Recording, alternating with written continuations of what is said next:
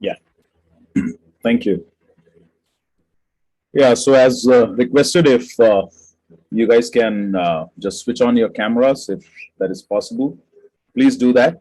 And I believe nobody is sitting in the assembly hall today, right? Yeah, everyone is on Zoom. Right. I also want to know if everyone is okay with English, or shall we mix Hindi as well? Benji, what do you think? English is fine. English is fine. Fine, yeah. Everyone Yeah, understands. everyone follows English. Yeah. Okay. Right. So thank you once again for having me. And we started with our doctrinal study on Christology. Now, I really want to commend you all for deciding to study on a subject like this, because it's not usual that the youngsters of the church, or church in general, decides to study on a doctrinal aspect for a longer time, or in a very systematic way.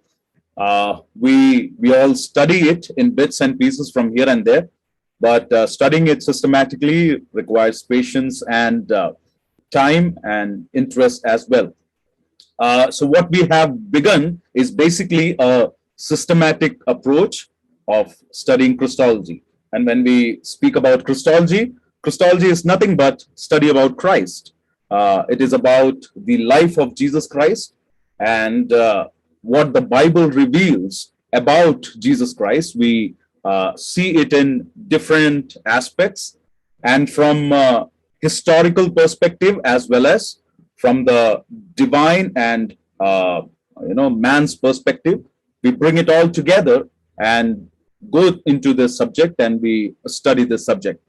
Last to last week, when we started the session, if you remember, we were going through some of the claims of Jesus Christ. What did Jesus think of himself? As I introduced to you, that when you want to know about someone, the best possible question that you ask is, what does the man think of himself? Or, in other way, if I'm reading a book, if I want to know about the author, the best thing to ask is, what does author say about himself?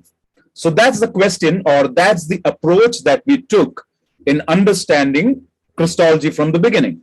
And we were looking at some of the claims of Jesus Christ, where those claims help us to direct our thoughts on understanding that Jesus, in every claim, equated himself with the Father Jehovah, or in Jewish terms, Elohim and Jehovah. All those terms, whatever people in the Jewish times understood about God the Father, Jesus Christ equated himself with those terms, and the people in Jesus' time heard the same things. They never interpreted something out of context or anything. They exactly heard those things which Jesus said, and they understood it in those terms. Now, before we go into the today's topics, I would just like to recap what all we shared last time. Quickly go through those claims so that it would help us to revise those things. Now, we were looking at the Lewis trilemma, that Lewis said that either the Lord Jesus Christ is either a liar or a lunatic or a Lord. And we see that Lewis was right in his attempt to understand the life of Jesus Christ. Nobody who studies the life of Jesus Christ can come to this conclusion that Jesus is merely a good teacher, or a moral Lord, or a moral man, or a man in the history who did good things or who taught good things. Nobody can come to that conclusion. Why? Because everything that Jesus claimed equated himself with the Father. And what is the proof? It's not just that the Bible is the proof, it's that very Jewish men of his time thought that he was committing the sin of blasphemy whenever he claimed all those things. Right. We were looking at his self-consciousness. Number one, we saw he claimed that he has angels and he has his kingdom. He claimed to forgive sins. He spoke of judging the world. He claimed authority over the Sabbath. He had a unique relationship with the Father. He claimed his pre-existence. He claimed equality with the Father, accepted attribution of deity to him, juxtaposed his words with the Old Testament. He claimed power over life and death. He called himself Son of God. These were the 11 claims that we looked at Jesus talking about himself, or Jesus' understanding about himself. Now, let us come to the crucial aspect of it. We are saying that all these claims basically proves that Jesus was equating himself with the Father Jehovah, and that's why Jesus himself is God, right? This is the conclusion that we are reaching into. Now imagine that you're having a conversation with a Muslim or a Hindu, or you're having a dialogue with anyone else who comes up with a question like this. There are many questions. I'm just taking a couple of them as an example to understand why it is so important. If Jesus is God, why he felt the need of praying to the Father? Right? I'm sure you would have heard this question many times, right? Or let us go into another question. If Jesus is God, then how come he says that I do not know the time when I will be returning back? So these are some of the questions that we see, or we listen, or we read through, and especially when we have a dialogue with someone who is coming from a different faith. And that is why it is important for us to understand all these claims in its context as well as in its details. If we do not understand these claims in its context and in details, there are chances that when people come up with these kind of questions, we might just, run out of thoughts to explain how Jesus is not God. All right, let's make it a little bit more interactive. I'm sure that you would have heard of many such questions. Can you just come up with a couple of more questions that you've heard about against the deity of Christ? Anything?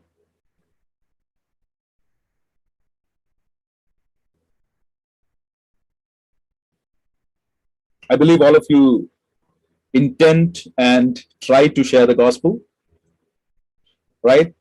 If not regularly, at least time to time. And if you have tried that, I'm sure you would have faced some questions definitely against the deity of Christ. Yeah. Any question that immediately, okay, let me tell you this. The question that immediately comes to your mind. Yeah. About God being good. When the rich man came and asked, "Oh, good teacher." So Jesus said that, "Why do you call me good? Only the Father is good."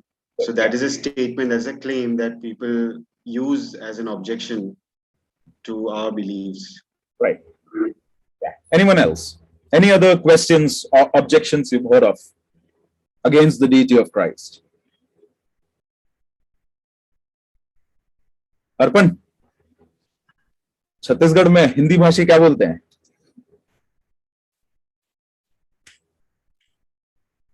Any questions against the deity of Christ? Yeah, Benji, you have something? Yeah. Sometimes you get questions on if he was the Son of God, then how did he, was born? How was he born the way he is claimed to be born in the Bible? Right. Yeah. Anyone else? Yeah, one question, like someone asked, like Jesus Christ, he has the power to heal many of them. So when he was on cross, why he did not save himself? This was the question. Right. If he claims to be God, then why he did not, save himself? That's the same question that the Jewish people also asked. If he is God, let him save himself. Hey, this is the same thing that the criminal next to him said. If you are God, save yourself, save us as well. Common objections. Now, why am I asking you this question is, please understand that all these objections against the deity of Christ comes from different vantage points. Okay, let me give you a couple of examples and then we'll move on. If a Muslim, okay, now why I'm telling you this is for you to help have an understanding that how to respond when people come and ask you these kind of questions. Understand that if a Muslim is asking you a question against the deity of Christ, he is always asking from the point of view of Old Testament, right? Why? Because he has read Old Testament.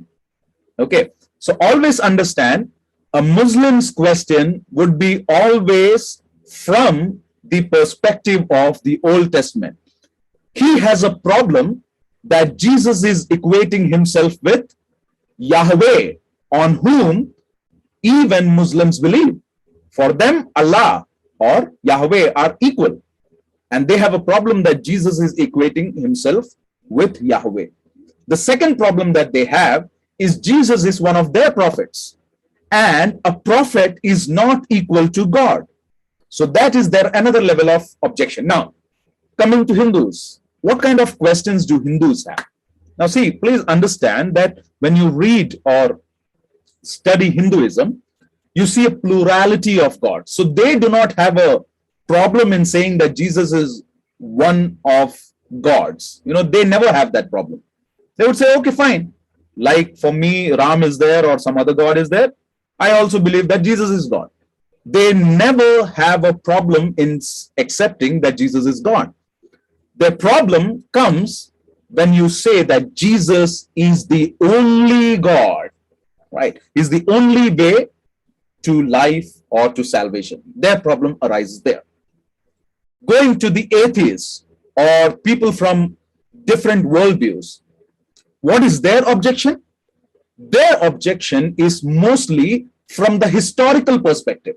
Okay, so their questions would be, how is virgin birth possible? Their question would be, what is the proof that Jesus existed? Their question would be, what is the proof that Bible is not corrupted? How can you say that everything that Bible claims about Jesus Christ is true? How do you know all those things?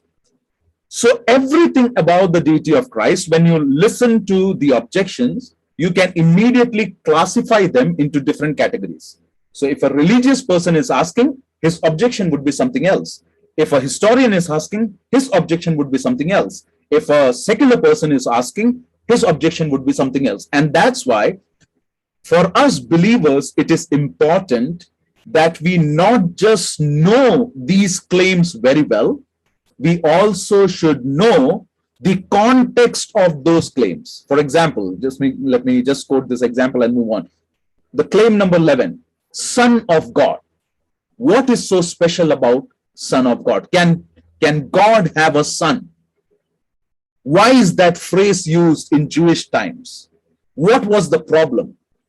Why Son of God, when somebody says that I'm Son of God, how come he's equating himself to the Father himself?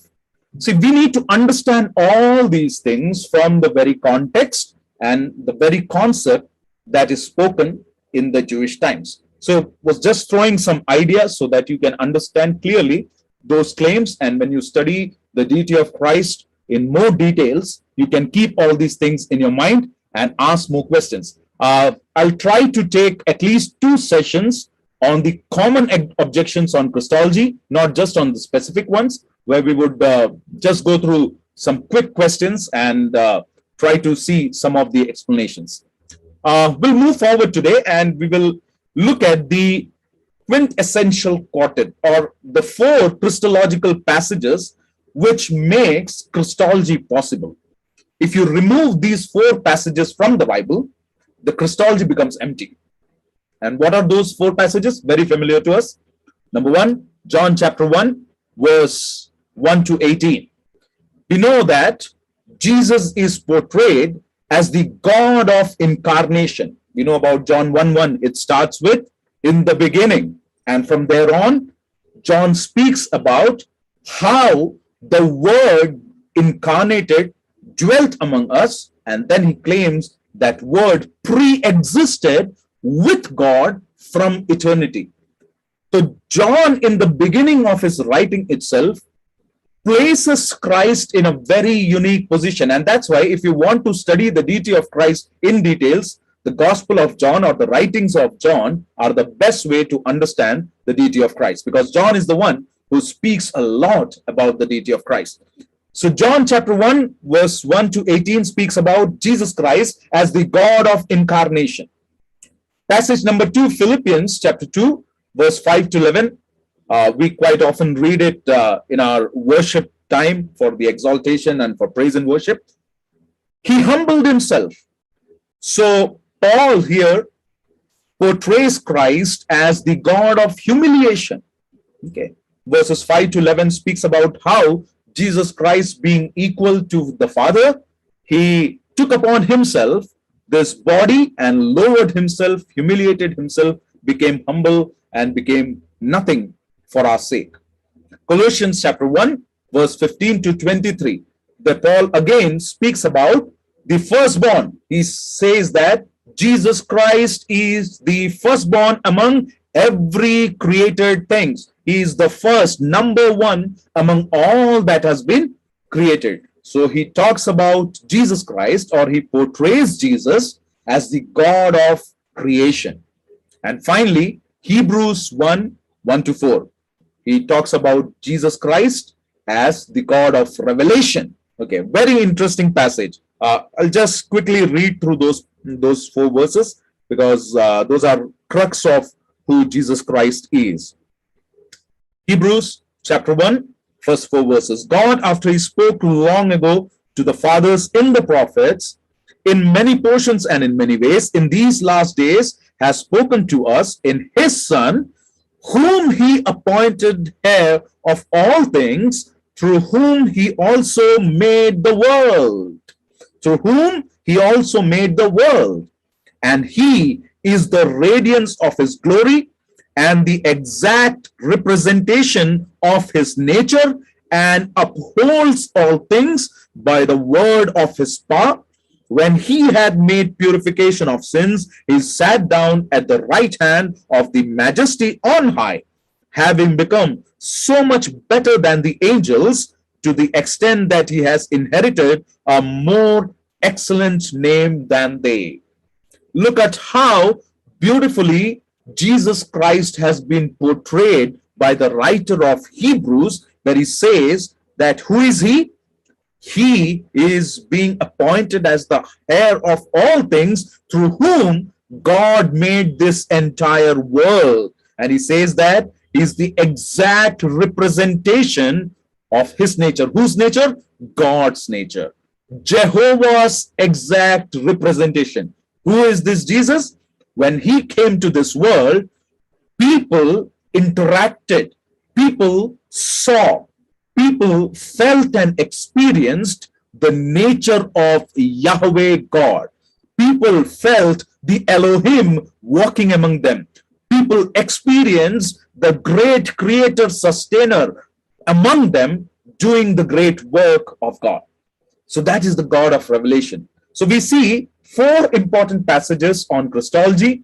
Study it more whenever you have time. It will help you deepen your understanding about Jesus Christ. John talks about the God of incarnation. Paul in Philippians talks about the God of humiliation. Paul again in Colossians, he talks about the God of creation. And in Hebrews, the writer speaks about the God of revelation, Jesus being the God of revelation. All right, we'll move forward and we'll see how the New Testament writers presented Jesus as God. Whenever they spoke about Jesus Christ, how did they exactly portray Jesus as God? That is something which we are going to look at now. 4 things, 4 important things that we can see here. And that is, number 1, they attributed the names of God to Jesus. Whenever they spoke of Jesus, they attributed the names of God to Jesus. Now, what were the names that has been attributed to Jesus? Let us look at few of them. Shall we read Hebrews chapter 1, verse 8? Right. Can someone help me with reading the Bible verses? We'll be reading quite a few passages and verses here. So if you can help me, it'll be good. So first we'll read Hebrews chapter 1 and verse 8. Yeah, anyone can read it. But to the Son he says, your throne, O God, is forever and ever. A scepter of righteousness is the scepter of your kingdom. So here the writer of Hebrews says that regarding the Son, he says, who is saying? God is saying, okay, your throne, God, is forever. God is saying, your throne, God, is forever. God himself is using the word God. Now, where did he take this passage from? It's basically taken from Psalm 45. And Psalm 45 verses 6 and 7 speaks about the same verses. And there in Hebrew, the word God that is used is Elohim. God is saying that your throne, Elohim, is forever and ever. And about whom?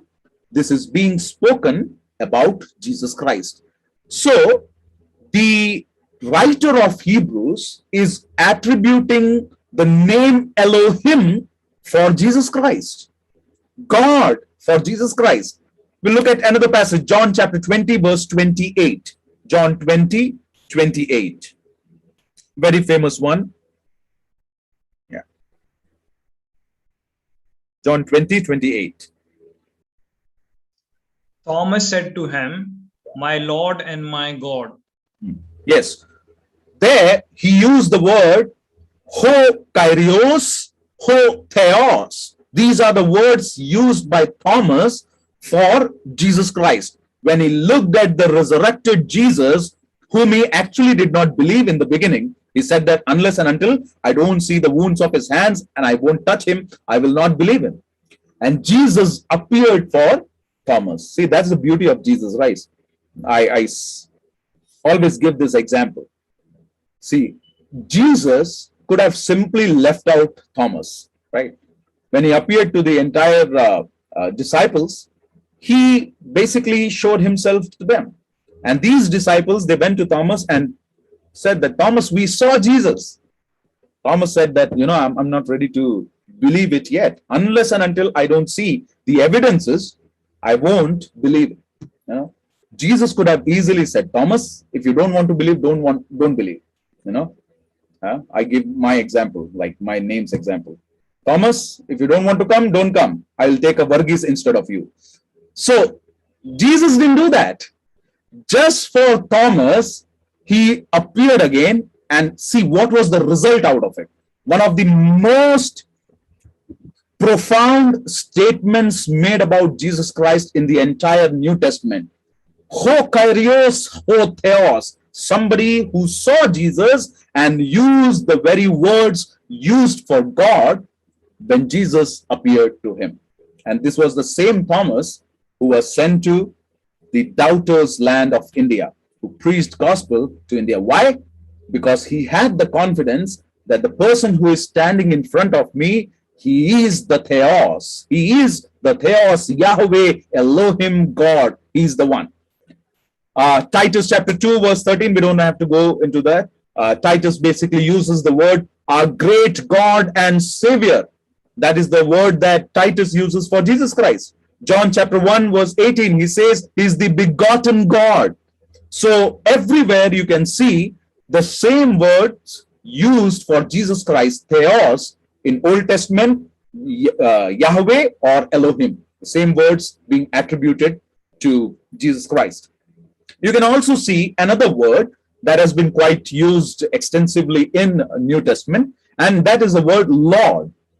For example, Paul uses it quite a bit. In Romans chapter 10, verses 9 to 13, he uses that if you accept Jesus Christ as your Lord, he talks about someone who has the authority over you.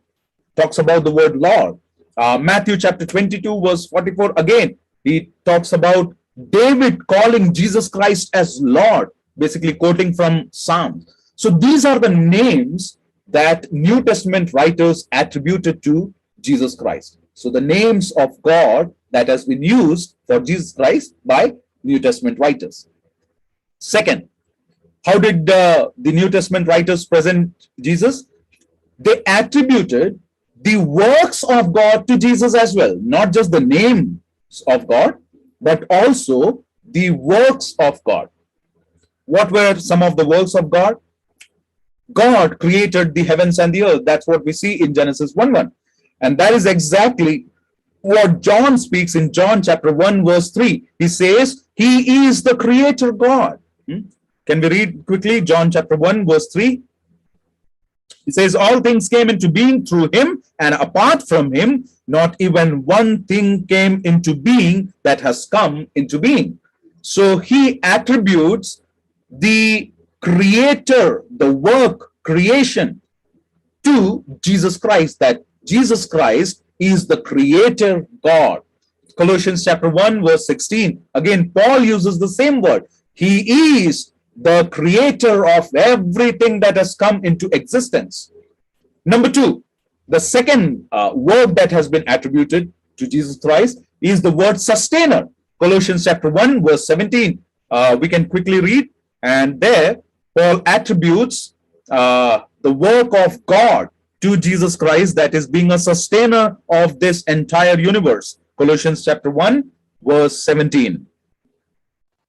And he is before all things, and in him all things consist. Right. In him all things consist. He is before everything else. He is the firstborn. He is the first among everyone. Then we saw the forgiveness of sins. When we were looking at the claims of Jesus Christ, we looked at Mark chapter 2 and the incident there, and we saw that Jesus said that the Son of Man has the authority to forgive sins. Something which the power or the authority that only belong to Yahweh God. Jesus said that the Son of Man has that authority. So the works of God that has been attributed to him, he can even forgive sins. Then we see him as a miracle worker, someone who performs miracles, does amazing things. And we see many examples of it in the Gospels. Psalm 146 verse 8 uses that statement for God. He's the miracle worker, and that is the exact attribution that has been given to Jesus also. So number one, we saw names of God for Jesus. Number two, we saw works of God for Jesus. Number three, we see characteristics of God to Jesus. Again, something which is quite familiar to us, so I won't take much time into it. Quickly, I'll give you 6 characteristics minimum that we see in the Gospels that would help us, or in the entire New Testament, that would help us to place him exactly as God, as it has been attributed by the New Testament writers. They talk about his eternality, John 1:1. Okay, and Hebrews chapter 1, verse 11 and 12 talks about Jesus being eternal. He existed forever, even before the world was, even before Abraham was, I am. That's what Jesus said. So we see the characteristic, that is, Jesus Christ is eternal. Number two, we see him being omnipresent. Matthew chapter 28 and verse 20. Can we quickly read that? Matthew 28 and 20. And teaching them to obey everything I have commanded you, and surely I am with you always to the very end of the age. Surely this is the confidence that Jesus is giving to his disciples, that you understand that surely I am with you all the times till the ends of the world. I am omnipresent God, and I will be with you all the times. John chapter 14 verse 23 also speaks about it. Ephesians chapter 3 verse 17 speaks about the omnipresence of God, of Jesus Christ. Number 3, we see his omniscience. He's an omniscient God. John chapter 2 verse 25. Can we quickly read that as well? John chapter 2 and verse 25.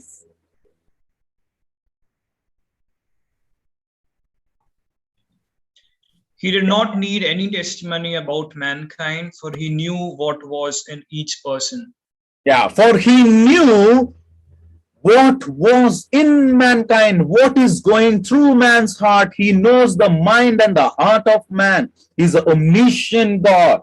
John chapter 4, 18, one of the best examples of Jesus knowing. He was talking to the Samaritan woman, and he reveals her sins to her, and he reveals himself as the Messiah, the omniscient Messiah, in front of the Samaritan woman. John chapter 16, verse 30 as well talks about the omniscience of Jesus Christ. We go to the omnipotence, the all-powerful, mighty God. Matthew chapter 28 and verse 18. Matthew chapter 2, verse 5 and 7 talks about the mighty power of Jesus Christ. He's the omnipotent God. Matthew 28, 18. Can we quickly read that verse? Matthew 28, 18. Then Jesus came to them and said, all authority in heaven and on earth has been given to me. Yes, all authority in heaven and on earth has been given to me. He has the power, he has the might, and he is the omnipotent God. Fifth one, immutability, never changing God. Jesus has been attributed having the characteristic of as an immutable God who never changes. Hebrews 13:8 talks about the never changing characteristic of Jesus Christ. Hebrews chapter 13, verse 8.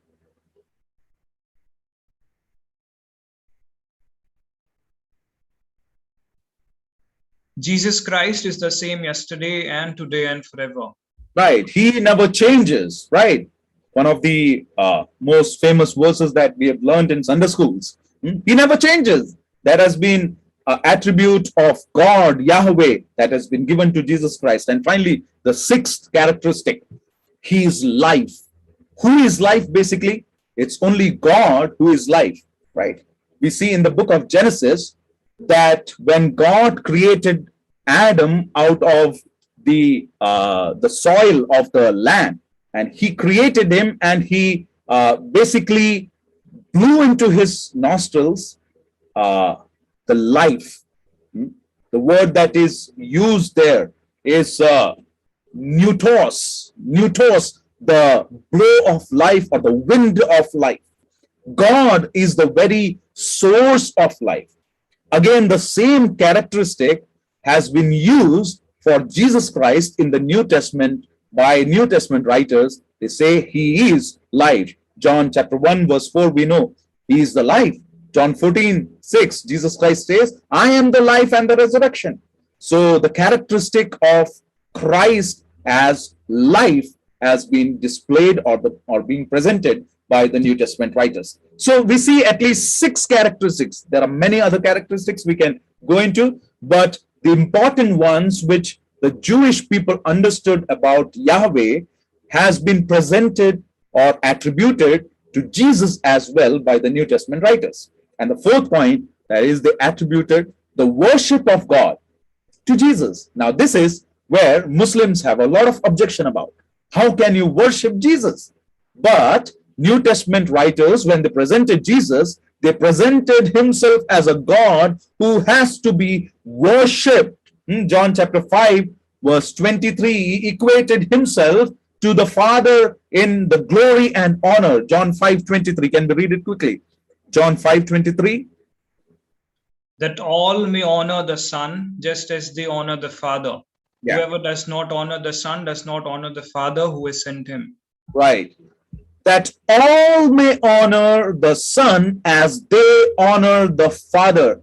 The same glory, honor, and worship that has been attributed to Jehovah, it has been attributed for Jesus as well. 2 Corinthians chapter 13, verse 14, basically speaks about, Paul gives a benediction there. And in that benediction, the triune God is mentioned in the same position, same glory, same honor. John chapter 9:38, the blind man who was healed, he comes and worships Jesus Christ. Jesus didn't say that, please don't worship me, I'm not God. Jesus never said that. So he accepted that worship that was offered by the blind man. And New Testament writers presented Jesus as someone who is worthy of worship. Philippians 2:10 talks about the future worship, that all the eyes will look one day, that Jesus Christ will be coming in his glory, and all the knees will bow down and worship him. So New Testament writers attributed the worship of God to Jesus. Now, These are the four important aspects that we need to understand about the deity of Christ. Number one, they attributed the names of God to Jesus. Number two, they attributed works of God to Jesus. Three, they attributed the characteristics of God to Jesus. And number four, they attributed the worship of God to Jesus Christ. Right. So what is the implication here? So we've been talking so much about the claims of Jesus Christ and the important passages in the New Testament and what they speak about Jesus Christ, and also how Jesus Christ is presented by the New Testament writers. So what is the implication for us here? Four important things. Number one, because Jesus is God, we can have real knowledge of God. Right. Now, please understand that this is a very important concept. Right. Now, let me try to explain it to you by giving an example. Now, what is the major difference between man and God? Right. When we talk about it from a very logical or a scientific point of view, one of the greatest difference between God and man is that man operates in two dimensions of time and space. Right? God, on the other hand, operates outside these dimensions of time and space. Now, here's the problem. A man who operates within the dimensions of time and space, how can he have knowledge about a God who is outside that dimension? Did you get the logical question? Right. If you argue with an atheist, this is the argument that he brings into. How do you really know that God exists? Mankind do not have enough understanding or knowledge about the universe to claim that God exists. That is the claim or the argument by atheists or even by agnostics. Now, there we have an answer in Jesus Christ. Yes, it's true that man by himself cannot even come closer to having a slightest of the knowledge about God. But what can God do? God can come to man and give a real knowledge about himself to mankind. And that's what exactly God did. In the Old Testament, God spoke through his prophets. And in the New Testament, as we read in Hebrews chapter 1, in the fullness of time, what did he do? He sent his son Jesus Christ, through whom we got to know about this living God. Because Jesus is God, we have a real knowledge of God. We do not have an abstract understanding of God. Right? And please understand that this is the focal point of our worship. When we gather every Sunday for worship, that is the focal point. We are not worshiping a God who is an abstract concept out there. He is not like mathematical constants, or he is not like any Greek alphabet which has to be attributed a value for it to make sense. No, we are worshiping a God about whom we have a real knowledge. How? Because that God became man and dwelt among us. Because of Jesus Christ, we have the real knowledge of God. Number two, the implication of Jesus being God, or the deity of Jesus Christ. The redemption is now available to us. If Jesus was not God, then his death would not have sufficed the atonement of our sins.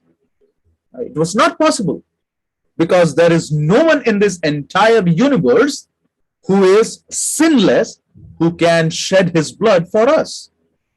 Because Jesus Christ is God, his redemption for our sins, his atonement for us is available. We can believe in him and we can have the pardon for our sins. Number three, God and humanity have been reunited. Mankind, who was away from God because of his sins, has been now reunited because Jesus Christ, who is God, came down to this earth, took the form of a human, and lived and dwelt among us. We have a relationship with a man who is God, a God man with whom we have a real relationship. And he's the one who told us that I am there to intercede for you because I understand what you go through. Because I am a human, or I took that body, I know the pain that you go through. Now, I can have compassion with you because I know what it feels, what it means to be human.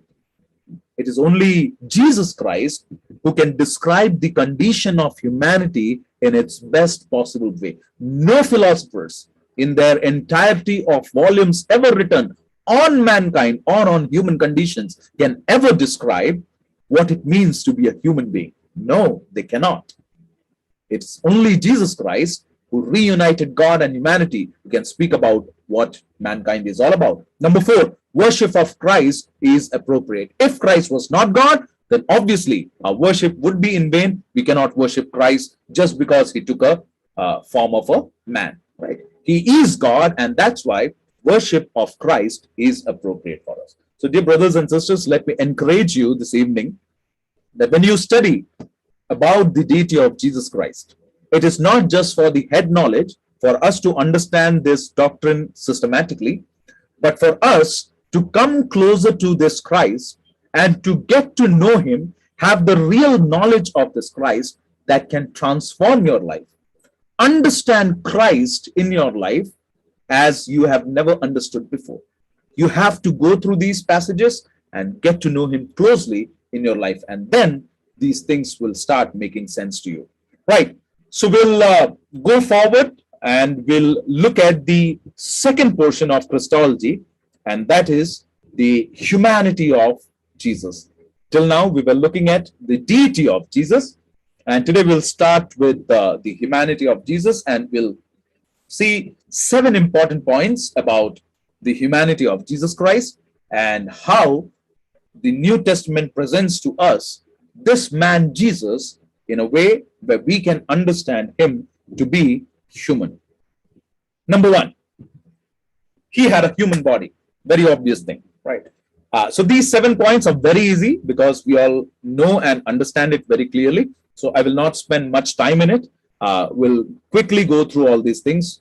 Since we are doing it in a systematic way, it is important for us to have this in mind, right? Number 1, so he had a human body. John 1:1-2. He says that which was from the beginning, which we have heard, we have seen with our eyes, which we looked upon and have touched with our hands. So it's talking about real human experiences here.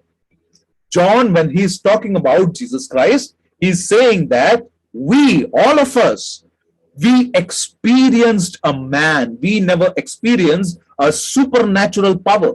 John never described that.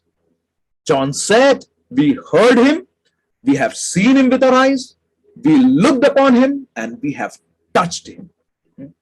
And even that was true even after the resurrection. Right? And John clearly states that he had a human body. Not a mystery or not a difficult thing for us to understand. Quickly go on to the second part.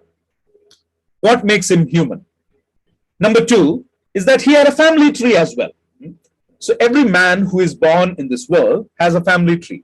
You know, we have our parents, we have our grandparents, we have a lineage, we belong to certain language and places, and we have our native, and all those things are there, which kind of gives us our identity. You know, if you ask who is Ebi, it is not just about me or my character as it has been displayed to you, but it is a lot about who I am from my genealogy, right? My parents, my family, immediately who meets me would simply understand by my face that, oh, you're from Kerala, you're a Mallu, right? How does that come into you? That's because I have a lineage, I have a genealogy, right? And that is important with man. God does not have a genealogy. Only man has genealogy. And about Jesus Christ, we see Matthew 1:1 states that the book of genealogy of Jesus Christ, that's how it begins. The book of the genealogy of Jesus Christ, the son of David, the son of Abraham.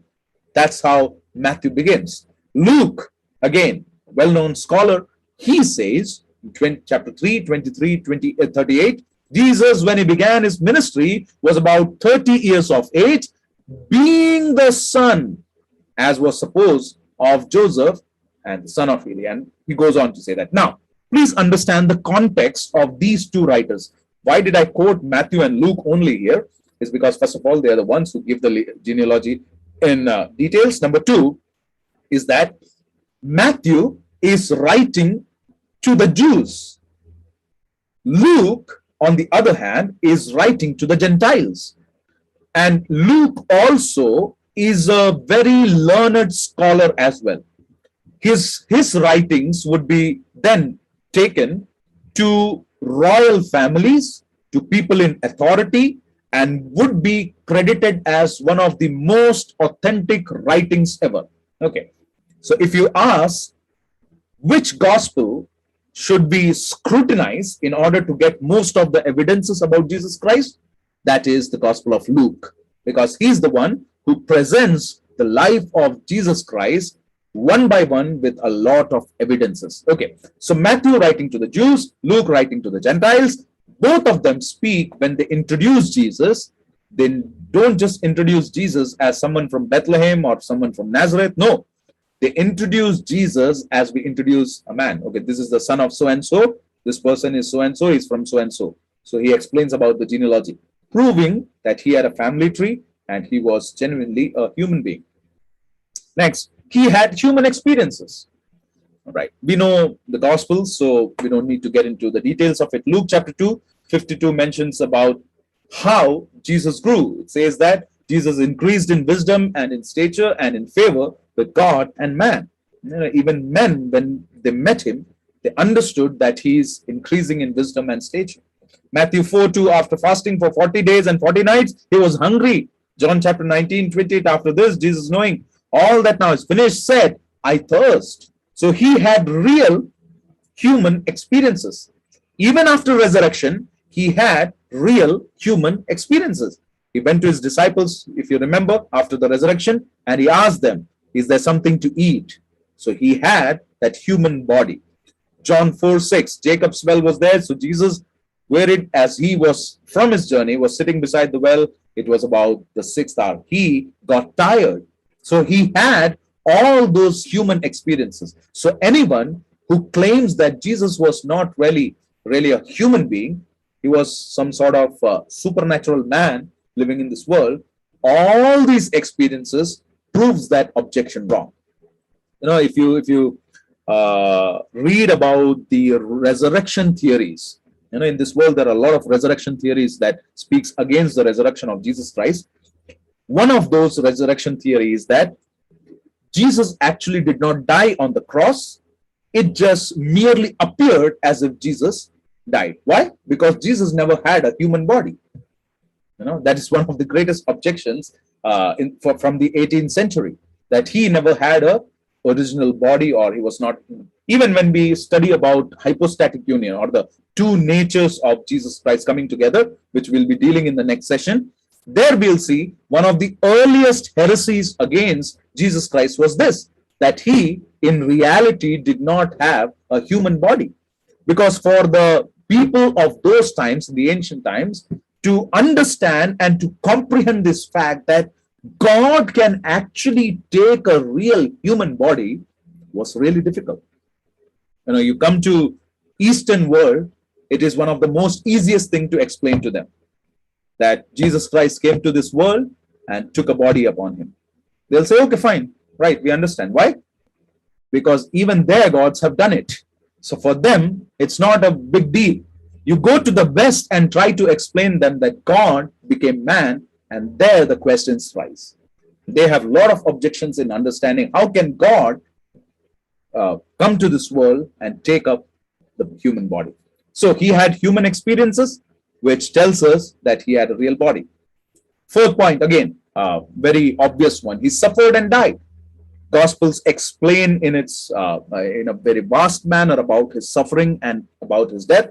John 19:33-34, but when they came to Jesus and saw that he was already dead, and please understand who is testifying this.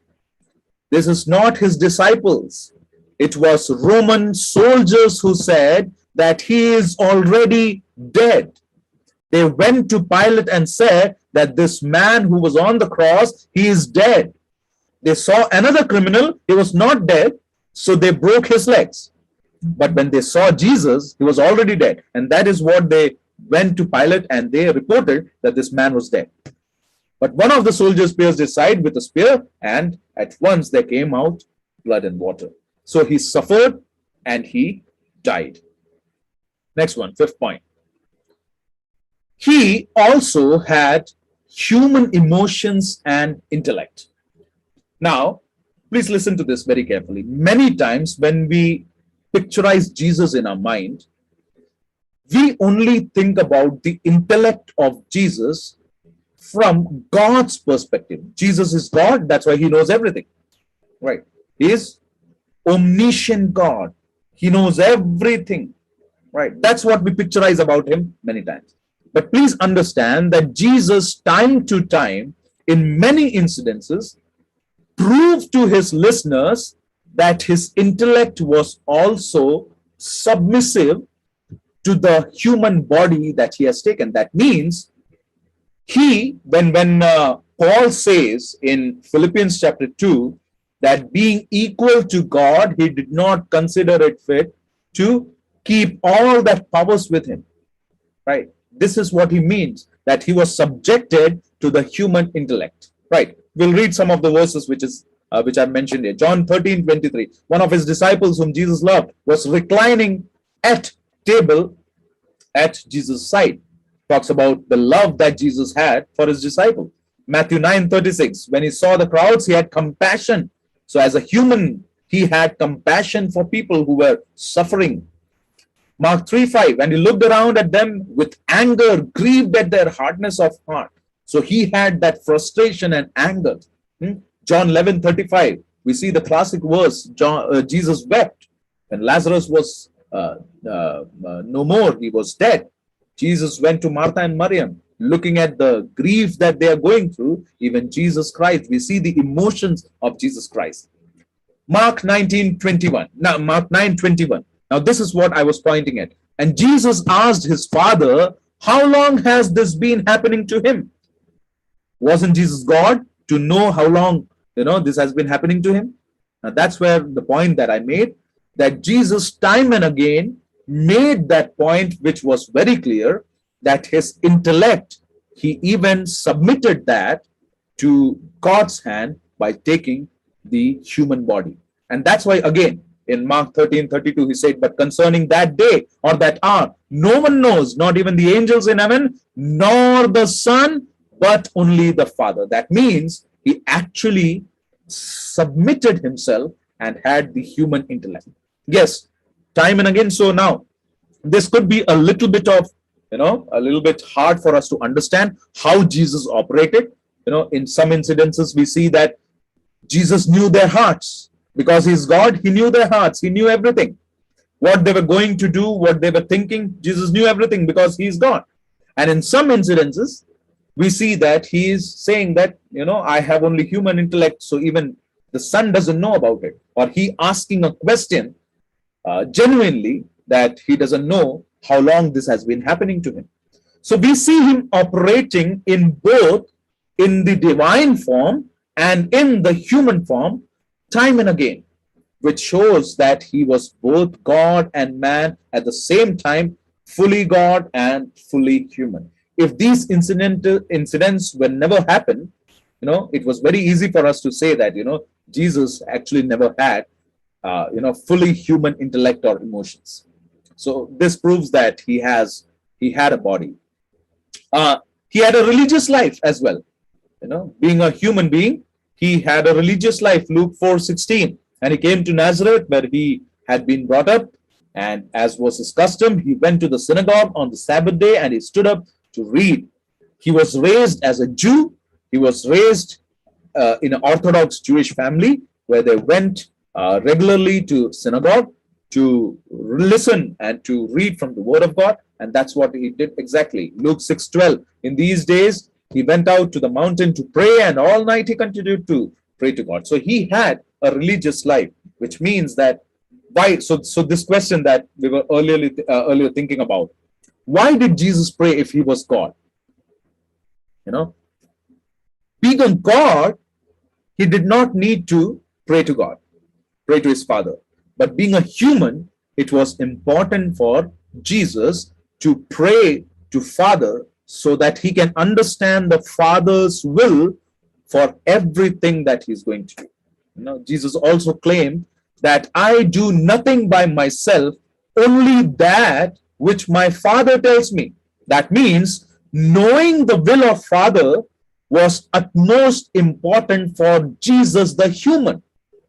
Right? Please understand that. For Jesus the human, knowing the will of God was at the utmost priority. Being a God, he knew. But being a human being, he wanted to know the will of God. And that's why he prayed. So he was complete human being as well as complete God. Go on to the 7th point. He also identified himself as a man. Again, coming back to the same question. What did he think of himself? You know, he himself identified as a man. Matthew 4:4, he answered, it is written, man shall not live by bread alone, but by every word that comes from the mouth of God. John 8:40, but now you seek to kill me, a man who has told you the truth that I heard from God. This is not what Abraham did. Hebrews 10:5, consequently, when Christ came into the world, he said, sacrifices and offerings you have not desired, but a body have you prepared for me. A body that you have prepared for me. It was not speaking about a supernatural body, but a real human body. Luke 24:39, see my hands and feet, that it is I myself. Touch me and see, for a spirit does not have flesh and bones as you see that I have. He himself told his disciple, you come and touch me, you experience me, because spirits don't have flesh and bones.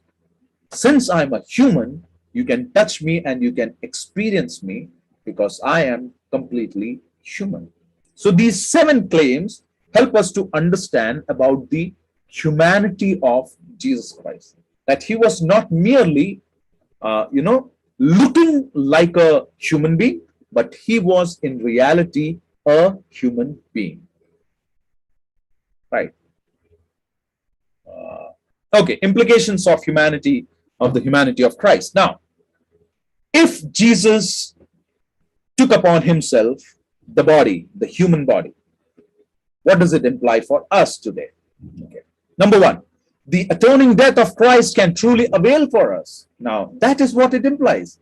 Because he took on himself the body, his sacrifice was sufficient for us once and for all. We can avail his atoning death for us. Number 2, Jesus can truly sympathize with and intercede for us.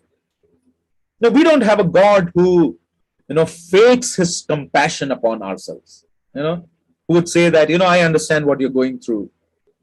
So I'm there. Don't worry about it. He's not an abstract God like that.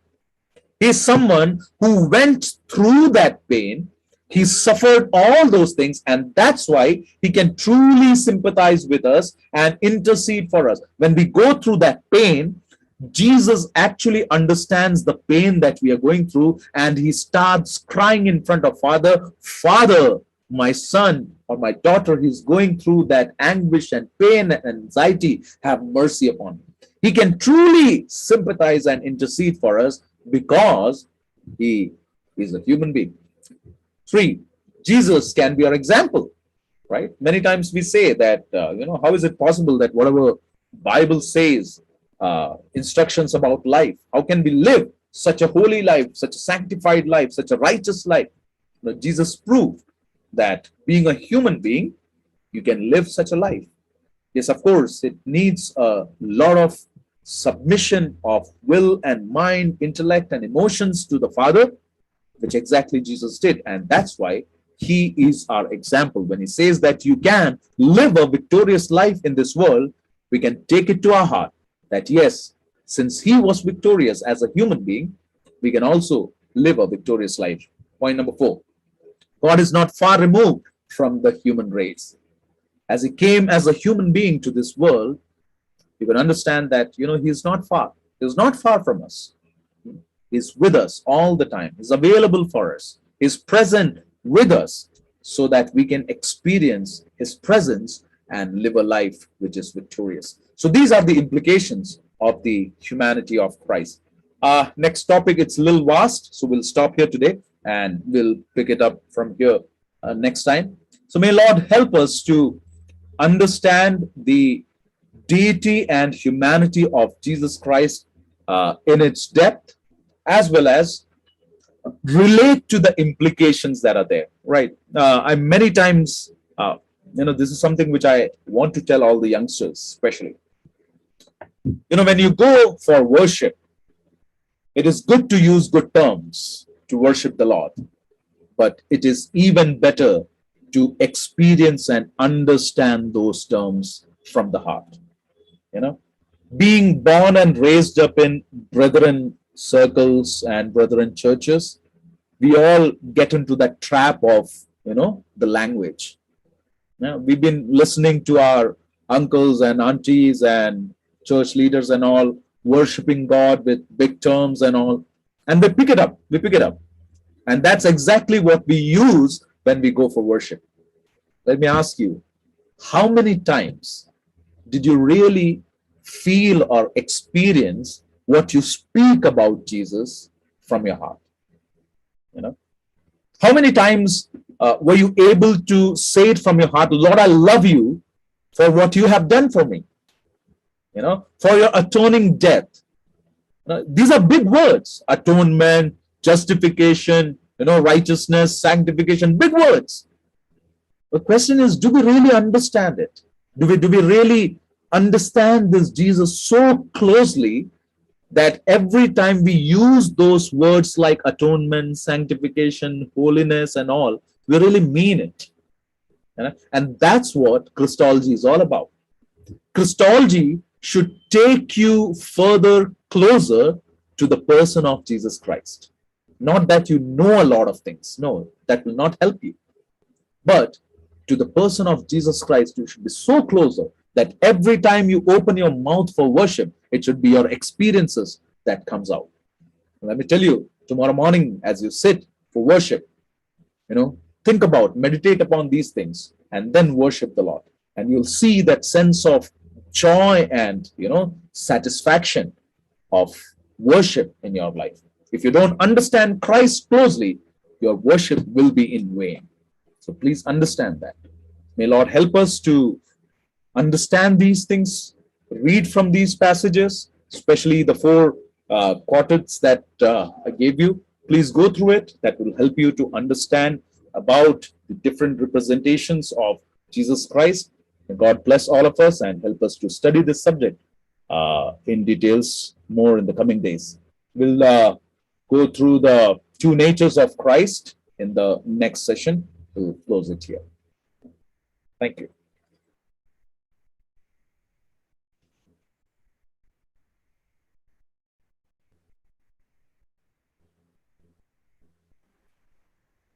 Thank you, Brother Ebi, for the study, and thank you for bringing us some important points about the deity and also the humanity of our Lord Jesus Christ, and also that we should not be only focusing on the knowledge part of it, but we should experience it personally in our life, each and every one of us. Thank you for bringing that point to us.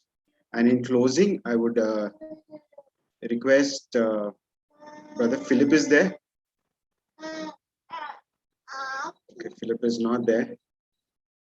I would request Brother Jonathan to close the meeting in prayer.